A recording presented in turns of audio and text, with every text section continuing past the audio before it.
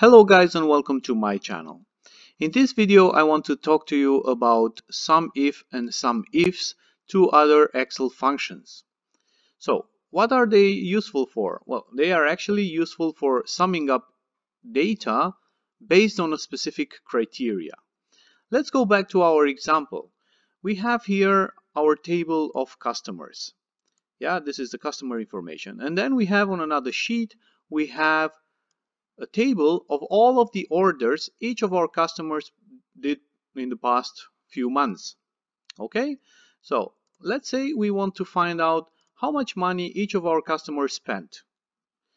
What do? We use the SUMIF function. So there you go, we start by writing SUMIF, and then we must specify some parameters.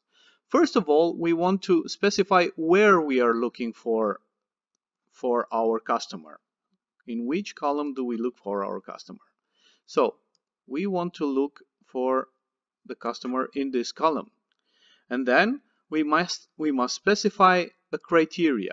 What in that column should we look for? Well, we have to look for the name of our customer, right? Okay, and when it finds it, what has to be summed up?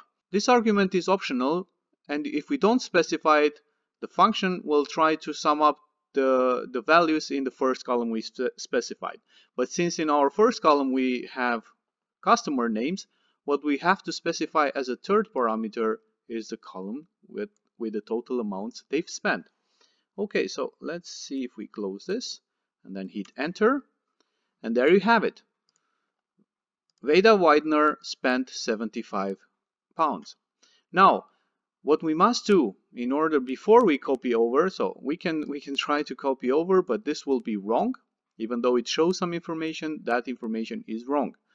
And why is that? Is because, as I explained in other videos as well, whenever we copy down, Excel updates our formula, our references in the formula, and it changes the data. So we must go into our formula, and we must block with putting dollar signs in front of our column names and row names, both for both order, for customer column and the amounts.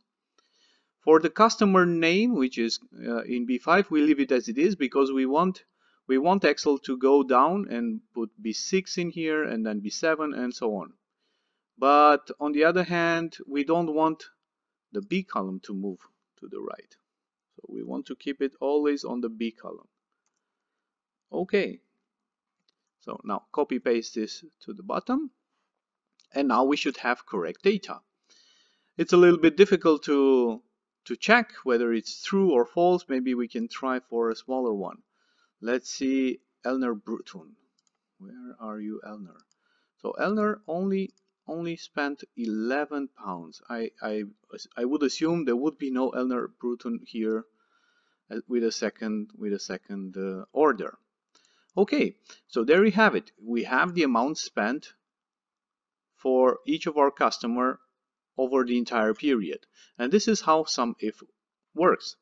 But let's say we want to see amount spent in 2019. Okay, so as you see here in our order table, we also have a date, and some of them are in 2019 and some of them are in 2018. So let's say we want to find out which of our customers is still doing business with us in 2019. So how do we do that? Well, instead of using SUMIF, because SUMIF only allows us to specify one criteria, which is to find the amount of money spent by a customer. We need two criteria, not only to find out the amount of money spent by a customer, but also to find out the amount of money spent by a specific customer in 2019. So we already have two criteria. Okay, so we must go on with SUMIFs, then we open the bracket. First of all, we must specify, this is a bit different compared to the SUMIF, we must specify the range we want to sum up. So as always, we want to sum up the total amount column, and then we proceed with specifying the first range in our criteria. So first thing, we want to look in the customer column for our customer.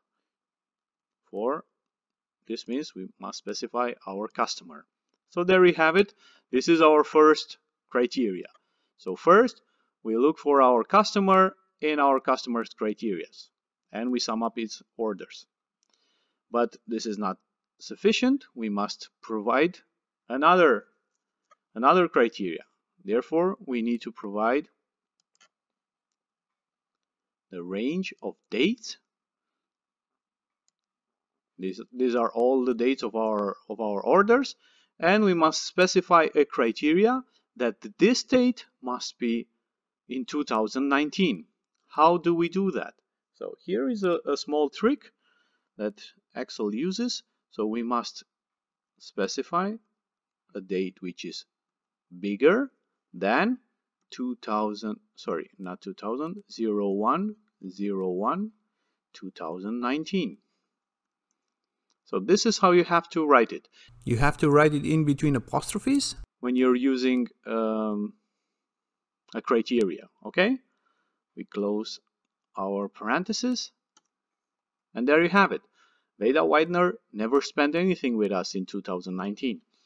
Don't forget to fix the row numbers and the column numbers and the column names for all of our ranges. This time we have a little bit more work to do because we have a lot more ranges, and we press enter, and then we copy paste this to the bottom, and there you have it. Now we can easily see who is spending money with us in 2019 and who is not as well. So this is how we use SUMIF. Just use the comments below to leave a question if you have any, and I will be happy to get back to you with a reply.